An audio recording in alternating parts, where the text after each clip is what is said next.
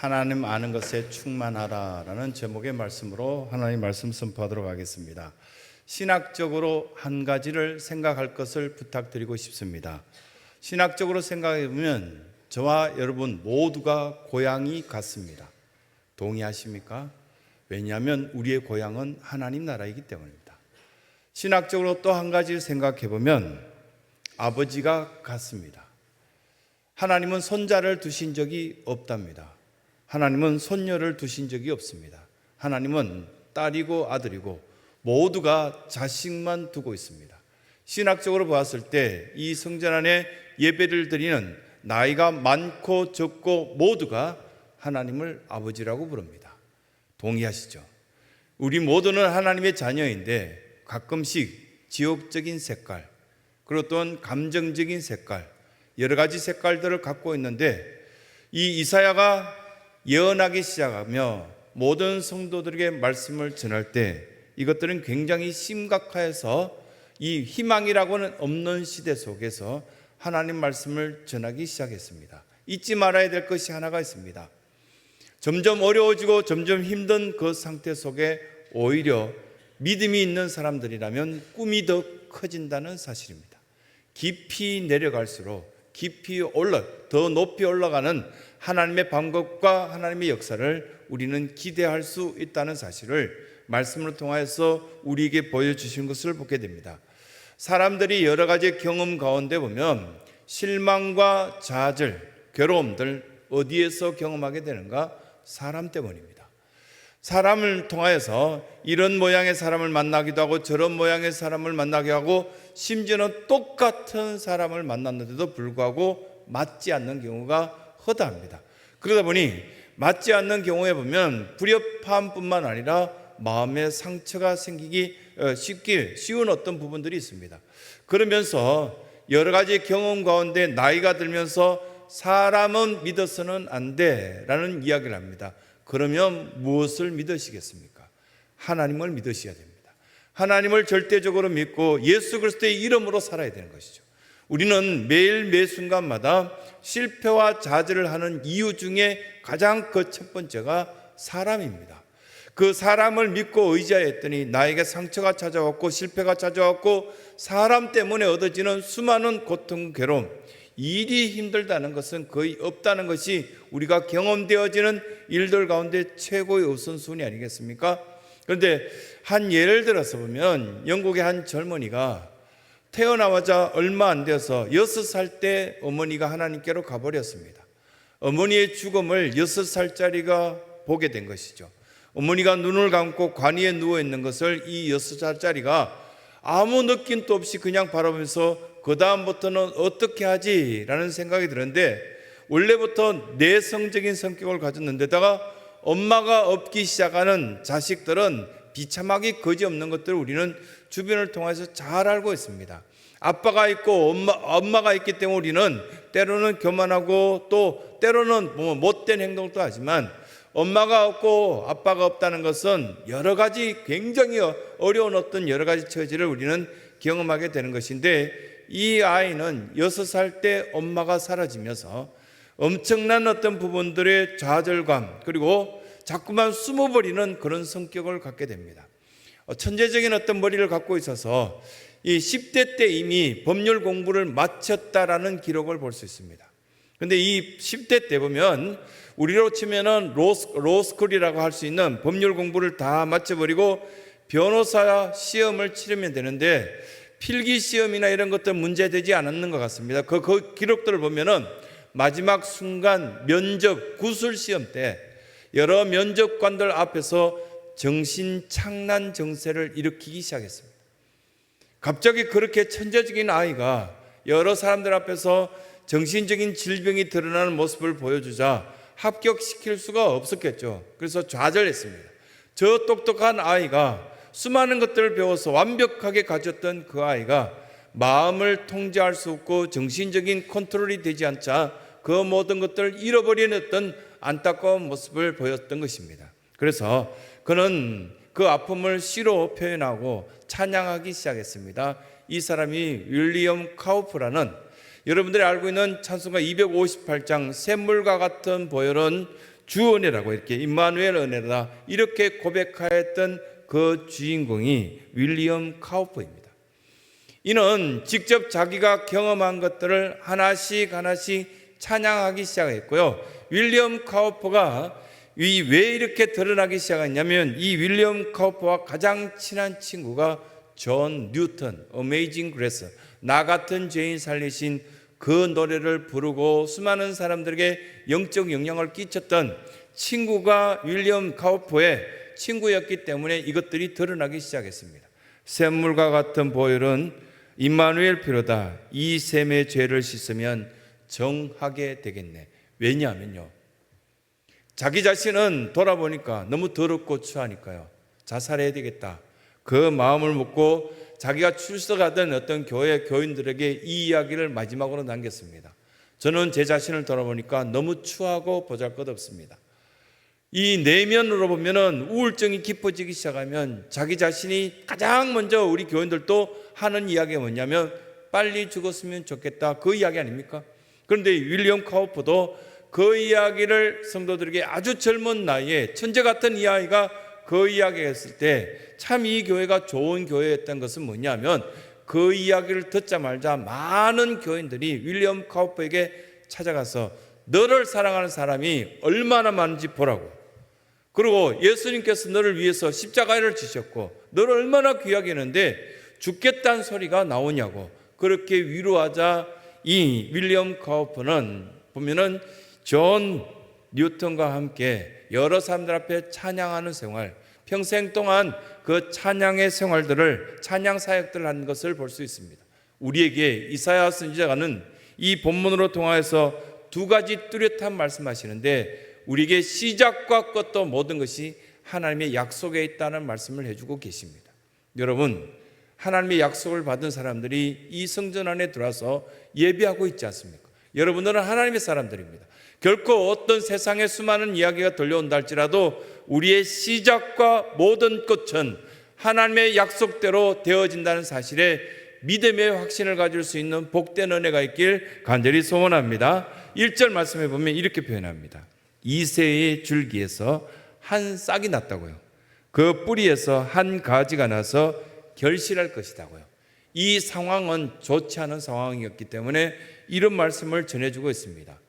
이새, 또 이렇게 보면은 그 줄기에서 한 싹이 난다 할 때 그들은 기대할 수가 없었습니다. 굉장히 애처로운 어떤 상태 속에서 온 나라가 어려운 어떤 상태 속에 있습니다. 그런데 다윗의 뿌리에서 희망이 다시금 돋아난다, 이것들이 신약 성경 속에서는 예수님을 통해서 나타나게 되었고, 저와 여러분들에게는 이 약속의 말씀이 있기 때문에 때로는 우리가 무너지는 좌절된 일들이 있을 때마다 말씀은 우리에게 위로해 주는 것을 보게 됩니다. 많은 것들을 경험하고 있는 성도들을 보고 있는데요, 성경을 마음에 품고 있는 저와 여러분, 이 성경을 믿고 있고요, 그 성경을 따라 산다는 것은 어떤 의미가 있느냐면 이 성경이 약속한 대로 나는 믿습니다라는 그 고백들이 포함되어 어떤 말씀이라고 할 수 있겠습니다.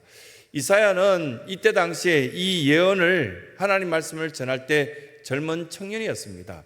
6장 1절부터 시작해서, 이사야서 6장 1절부터 시작해서 말씀을 전하는 것을 볼 때 그때 당시에 이사야가 하나님 말씀을 받아들고 하나님의 일을 시작할 때 우시야 왕이 죽던 해라고 시작합니다. 그러면서 이사야는 그때 당시에 BC 740년경에 우시야가 죽었고 그때 당시에 어린 나이에 하나님을 경험하기 시작했던 것입니다. 그러면서 하나님께서는 이 이사야의 마음에 하나님 말씀을 주었고 하나님 약속을 주었는데, 이 어린 나이에 이사야가 드디어 하나님 말씀을 전하기 시작할 때 우시야라는 자기 사촌이라고 이렇게 제가 갖고 있는 신약적인 어떤 신학적인 문서에 보면은 우시야 왕과 이사야는 사촌 관계였을 것이다라고 이렇게 학자들은 그렇게 글을 써놨더라고요.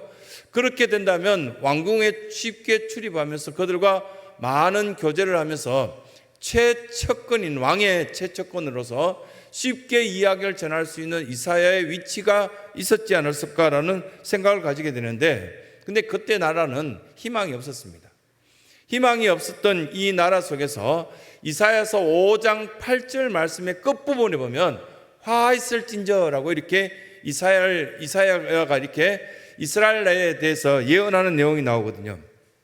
이렇게 젊은 어떤 한 청년이 하나님 말씀을 받아들고 이렇게 저주하듯이 이야기할 정도의 그 분위기가 안 좋았구나라는 것을 저희들이 짐작할 수밖에 없는데요.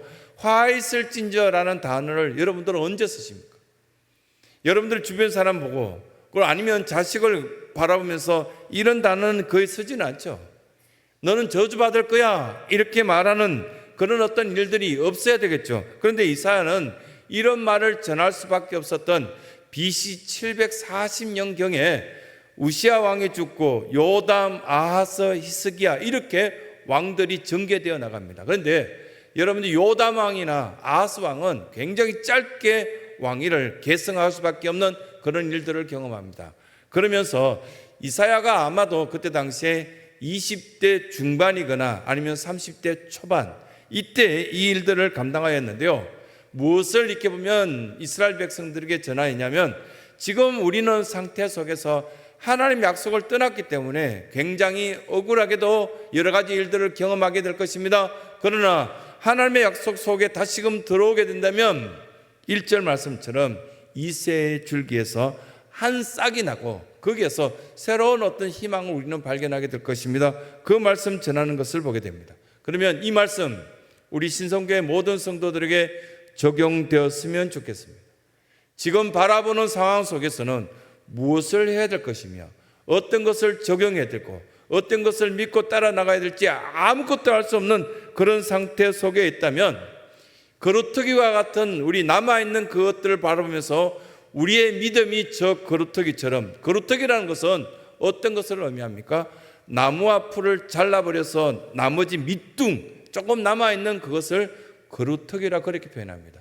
그 거루터기가요, 가끔씩 우리 교회 앞에 있는 가로수도 그렇고요, 주변에 있는 나무들 가운데 보면 벌레가 막 먹고요, 가지가 막 썩고 그러면 시청에서 나무를 싹둑 잘랐더라고요. 조금밖에 안 남지 않는 거루터기를 봅니다. 그런데 3월이 되고 4월이 되니까요, 그 거루터기 옆으로 가지가 막 솟아오르는 것을 여러 번 본 적이 있습니다. 그것처럼 지금 여러분들이 고민하고 생각하고 어려움 겪는 수많은 것들, 썩어진 것들, 이미 내가 하나님을 따라 살지 못하고 믿음을 버렸던 그 모든 것들은 싹둑 잘라버리고 그 거루터기 속에 죽었구나 끝났구나 했는데, 하나님의 약속은 다시금 우리 속에 임재함으로 통해서 그 거루터기 옆으로 새로운 가지가 돋아나서 그들이 우리의 희망이 될 것을 말씀으로 통해서 우리에게 보여주는 것을 보게 됩니다. 이것이 우리에게 주어진 첫 번째 약속이고 이 말씀을 믿고 의지하라고 첫 번째 말씀하시는 것이고요. 또 한 가지는 우리의 신앙생활은 이론이 아니라 체험입니다. 혹시 여러분들의 이 교회 속에서 여러 가지 성경 공부도 하고 제자 훈련도 하고 많이 배웠던 것들 유익하던가요? 유익해야 되는데 왜 유익하지 않을까? 가만히 들여다보면 이론을 우리는 또다시 가지고요, 그 이론 위에 또다시 판단할 수 있는 체험이 되지 않고요, 이것들이 이론이 되고 책이 되고 문서가 되고 아무 능력도 발휘할 수 없는 그런 책장에 수많은 책들을 꼽아 놓듯이 그렇게 해놓은 우리의 신앙생활들을 발견한다는 사실입니다. 장식장 안에 음식들이 이렇게 진열된 것을 봅니다. 이 교회 가까이 보면 여러 음식점 가운데 보면 음식점 앞에 우리 가게에서는 이런 음식을 팝니다 이렇게 해서 모형으로 만들어 놓은, 플라스틱으로 만들어 놓은 음식을 똑같이, 오히려 진짜 음식보다 더 맛있게 보이는 음식의 모형물들을 유리관 속에 이렇게 넣어둔 것이 있습니다. 특히 돈가스 집이나 우동집 이런 어떤 집에 보면 그것들이 있는데요, 이렇게 들여다보고 젊은이들이 쑥 들어갑니다. 이런 어떤 음식들을 시키면 이렇게 맛있는 것들이 나올 거다라는 기대감이 있지 않습니까? 그런데 실제 들어가서 먹어보면 맛이 좀 다른 것도 있죠. 모형은 굉장히 예뻐 보이고 먹음직했는데, 신앙생활 할 때 기도라는 것들을 보면 누가 옆에서 보면 참 멋있다라고 생각되어질 수 있는 기도를 내가 직접 해보면 굉장히 어려울 수도 있습니다. 찬양이라는 것들을 지금 이렇게 찬양대에서 오늘 참 아름답게 하나님 앞에 찬양 올려드렸는데요, 찬양대원들이 되어서 신앙의 모범을 보여야 되거든요. 신앙의 모범도 보여야 되고요, 헌신도 해야 되고요, 시간을 지켜야 되고요, 하나님 앞에 헌신된 자로 나아갈 때 찬양대원, 레위 지파가 되고요, 하나님의 사람이 된다는 건 쉬운 것 아니거든요. 그런데 그냥 밖에서 누군가 볼 때 모형의 음식을 이렇게 플라스틱으로 만드는 것처럼 그렇게 신앙생활 한다면 아무 맛도 못 느끼고요, 아무 향기도 없고요, 아무것도 우리는 느낄 수 없다는 겁니다. 신앙생활을 10년 하고 20년 하고 30년 하고 가끔씩 선교단체에서 제가 훈련받을 때 많은 청년들이 그 선교단체에 와서 첫 번째 하는 이야기가 교회 속에서 수십 년 동안 훈련받았는데 아무 느낌이 없었다고. 그런데 이곳에 와서 10스텝 1부터 시작해서 팔로우십 하고요, 그러고 난 뒤에 LTC 리더십 트레이닝 클래스 초급반을 마치고 중급반을 마치고 고급반을 마쳤다고 사람이 달라질까요? 전혀 안 달라집니다. 근데 거기서 똑같은 이야기를 합니다. 별거 아니네. 뭘 못했다는 겁니까? 체험을 못한 거죠. 내가 이걸 먹었을 때 짠맛도 나고 단맛도 나고 신앙생활하면서 때로는 눈물 흘릴 만큼 괴로운 것을 당하기도 하고 사람들을 통해서 배신을 느끼기도 하고 그런 어떤 괴로움들 속에 어디로 돌아가야 됩니까? 하나님께로 돌아가야죠. 이 이사야 선지자를 통해서 우리 지금 이 말씀들을 하고 있는데요, 우리의 시작은 뭐냐면 회개입니다. 제가 하나님 잘못했습니다 하고 회개를 시작하는 그 순간부터 제대로 된 시작이 됩니다. 그러면서 또한 성장은 언제 우리에게 주어지는가 하면 약속된 것을 실천할 때요. 하나님 말씀을 하루에 한 절이라도 읽으라. 한 장의 찬양을 마음을 담아서 하나님 앞에 찬양하며 고백하라. 그리고 또한 우리 청소년들을 향하여서 그들이 공부하는데 유익을 주기 위해서 장학금을 모으고 때로는 선교사님들 돕기 위해서 선교헌금을 보내고 이런 실천을 했을 때 무엇이 되느냐? 성장이에요. 왜 성장이 없느냐? 실천이 되어지지 않을까요? 헌신이라고는 할 수 없는데 멋진 모습이 있는 저 항존 직분을 하고 싶고요, 그리고 또 우아하게 보이고 싶은데 나도 권사님이라고 일컬음 받고 싶은데 누군가 그렇게 불러주는 걸 듣고 싶은데 새벽 기도가 안 되고요, 수요 예배도 안 되고요, 하나님 말씀에 아무것도 이렇게 보면 체험된 것이 없다. 그러면 본인이 힘들어요. 너무너무 힘들죠. 어느 정도 힘들던가요? 미칠 것 같이 힘들 정도로 수많은 경험들을 하게 됩니다. 그러면서 그게 가장 쉬운 말을 하죠. 사랑이 없는 것 같다. 약속된 것을 실천했을 때 거기는 성장이 있다는 사실을 말씀은 계속적으로 가르쳐주고요. 그 다음에 뭐냐면 성장 다음에는 바로 열매가 있습니다. 혹시 5층에 올라가 보셨습니까? 교회 옥상에. 이제 선선한 바람이 부니까요, 예배 마치면 오후 찬양 예배 준비하면서 곧 저기에 파라솔이나 이렇게 이런 것들을 설치해 놓을 테니까 거기 가서 다리를 꼬으시고 앉아서 커피 한잔 하시고 오후 찬양 때까지 이렇게 찬양 예배 전까지 쉼도 얻으시고, 거기에 보면 하늘이 굉장히 파랗습니다. 어제 보면은 젊은 집사님 몇 분 보고 거기에 풀도 좀 제거하고 하라고 이렇게 부탁을 했더니 사실 부탁한 건데 본인들이 올라가서 난리치고 있더라고요. 근데 보면은 거기에 대추나무가 몇 그루 있는데 대추를 다 따놨어요. 이 추수감사절도 아닌데 싹 다 따서 자기 나무들처럼 막 이렇게 나눠주고 있더라고요. 막 인심을 베푸고 있었습니다. 속으로 자기 나무도 아니면서 자기들이 다 따서 이렇게 인심 베풀고 있어요. 그리고 또 계획도 다 세웠어요. 배추 몇 그루 심고 나중에는 뭐 파도 심고, 이미 심을 줄 아는 분들은 미술을 짓고 있는데요, 저분들 실력으로는 못 심을 것 같아요. 근데 그걸 대추를 다 따서 이렇게 나눠줬을 때 뭘 경험했냐면요, 이제까지 직접 대추를 따서 먹어본 경험이 없던 사람이 있었습니다. 제보고는 좀 자주 색깔이 아주 진한 대추를 주면서 목사님 이거 한번 드셔보세요. 자기들은 파란 걸 먹더라고요. 초록색을. 그게 더 달아 보여서 먹더라고요. 전 속으로 바보라고 했죠. 내가 지은 것이 더 맛있을 텐데. 그래서 제가 갈색이 진한 대추를 먹으면서 아무 표현도 안 했습니다. 너무너무 달았기 때문에. 이걸 알면 안 될 것 같아서 계속 저는 갈색이 진한 걸 먹고, 그 친구들은 다 달아 보이는 것을, 아주 이렇게 초록색이 진한 것들을 먹으면서도 맛있다고 그랬습니다. 어느 순간 실수로 갈색이 진한 것 하나 집어서 한 여집사님 먹기 시작하는데, 이게 훨씬 더 단데요 라고 말했습니다. 신앙생활하는데 단맛 느끼십니까? 짠맛 느끼십니까? 신앙생활하며 기도하는데 능력을 체험했습니까? 신앙생활하면서 말씀을 읽었는데 갑자기 눈물이 왈칵 쏟아지면서 하나님께서 그 손길로 여러분들 심령을 녹화하시며 터치하시고 만져주시는 그 은혜를 경험한 적이 있습니까? 나의 질병은 의사도 포기할 정도로 괴로운 어떤 모습이 있었는데, 하나님의 임재하심을 통하여서 그 암덩어리가 녹아지고, 나는 도저히 불가능한 나의 이 모든 어떤 못된 어떤 성격과 못된 어떤 여러 가지 습관들을 하나님의 만져주심을 통해서 그 모든 것들이 해결받은 경험이 있습니까? 그 체험이 있을 때만 우리가 지금 가지고 있던 수많은 지식과 수많은 성경 공부했던 것들, 그것들이 효과가 있고 사용되어지는 그런 은혜를 입게 된다는 사실입니다. 그래서 많이 배울수록 어렵답니다. 직분이 중요해질수록 하나님 만나기 어려울걸요. 그런데 하나님께서는 이 이새로 통해서 가난한 농부였던 이 이새는 그냥 베들레헴 땅에서 농사를 조금 짓고 양을 치고 그랬을 때 아무것도 그들에게 느낄 수 없었지만, 다윗은 수많은 사람들에게 모함을 당하고 어려움을 겪으면서 갑자기 하나님께서 그에게 크신 어떤 은혜를 주시고 약속이 이루어진 것으로 통하여서 이스라엘 나라의 왕이 되는 것을 이 이사야를 통해서 예언되어지는 내용들을 우리에게 말씀하신 것을 보게 됩니다.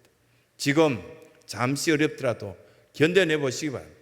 여러분들이 체험한 그것으로 통해서 소용없는 것이 아니라 멋진 달콤한 과일을 맺을 수도 있고요, 많은 것들을 우리가 직접 체험한 것들을 통해서 수많은 이론들과 수많은 어떤 이야기가 남루해지지만, 넘쳐나지만, 내가 직접 체험한 것은 직접 먹어봤더니 달더라.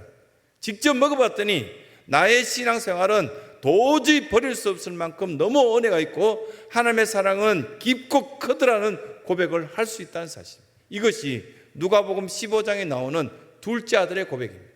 그는 배고파 봤습니다. 떠나봤습니다.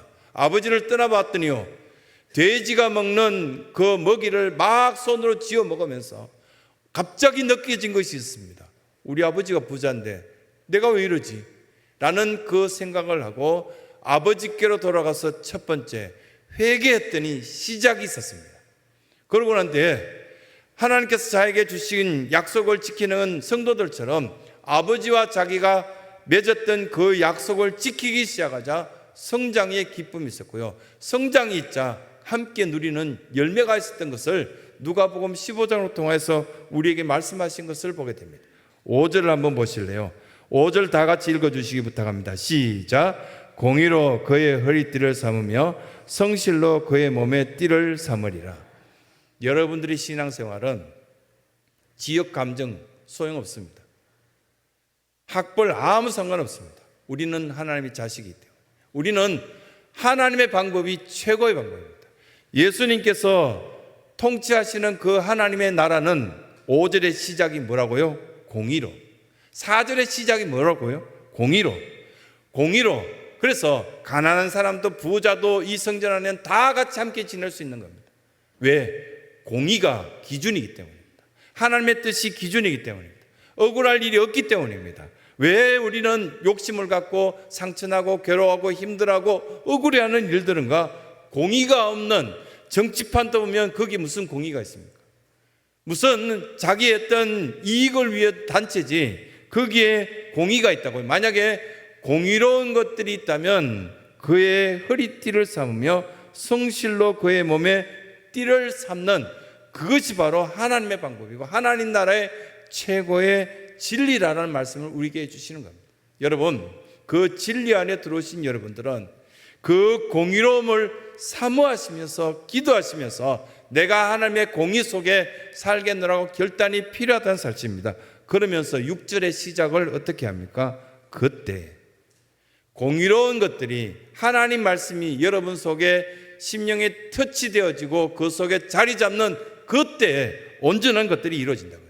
그러면 나타나는 현상이 아이가 독사구리에 손 넣고요, 사자가 소처럼 풀을 뜯고요, 여기 이 안에는 하나님의 공의가 있고 하나님의 사랑이 가득할 때는 그 어떤 것도 높낮이도 없고요, 모두가 함께 할 수 있는 믿음의 공동체 될 수 있는 천국의 모습을 보여줄 수 있다, 이 말씀을 해주시는 겁니다.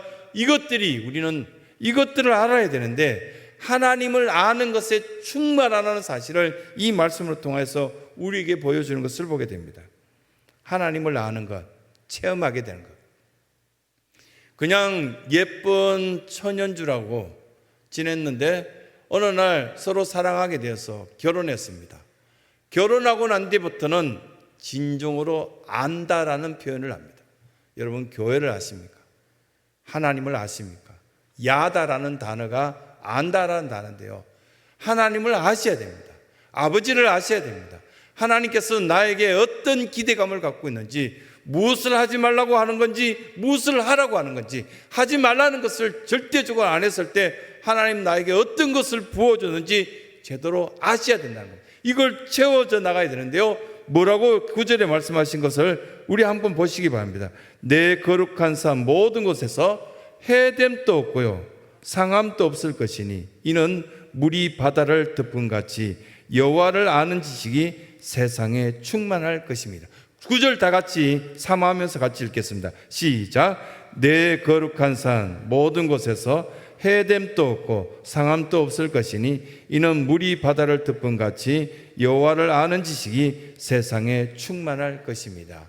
여러분들의 그 심령을 물이 바다를 덮은 같이 하나님을 아는 그 지식뿐만 아니라 하나님을 직접 체험한 그 충만함으로 채워져 나가는 여러분들의 삶이 되시길 바라고, 평생 동안 하나님을 알므로 진정으로 사랑하여서 깊이 있게 부부처럼 야다의 수준까지 제대로 하나님을 알므로 통하여서 나는 지식적으로 이론적으로 삐뚤려졌던 그 마음이 아니라 하나님을 진정으로 사랑하는 그 마음이 제대로 알아서 여러분들의 삶이 순간순간마다 하나님, 저는 하나님 때문에 행복해요, 하나님 때문에 기쁩니다, 하나님 때문에 저는 새로운 길이 열렸습니다 고백하며 나갈 수 있는 귀한 신성교회 모든 성도들의 삶이 되시길 간절히 소원합니다.